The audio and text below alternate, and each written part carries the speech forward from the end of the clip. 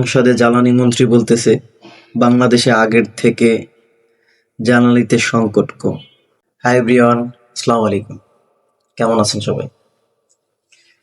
আসলে বাংলাদেশ দুর্নীতির দেশ না সুশীল রাজনীতিবিদদের দেশ, এটাই বুঝতে পারতেছি না। কালকে 2 লিটার তেলের জন্য পাম্পে প্রায় 2-3 ঘন্টা অপেক্ষা করতেছি।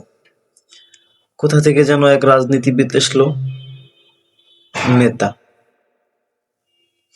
সেই হুট করে 500 টাকার তেল নিয়ে গেল। আর সংসদে জ্বালানি মন্ত্রী বলতেছে, বাংলাদেশে আগের থেকে জ্বালানিতে সংকট কম।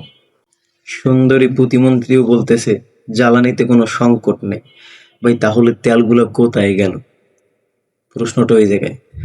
সকালবেলা 9টা থেকে 10টা-11টা পর্যন্ত পাম্প খোলা থাকে, তারপরও মানুষ লাইনে থাকে, সিরিয়ালে থাকে।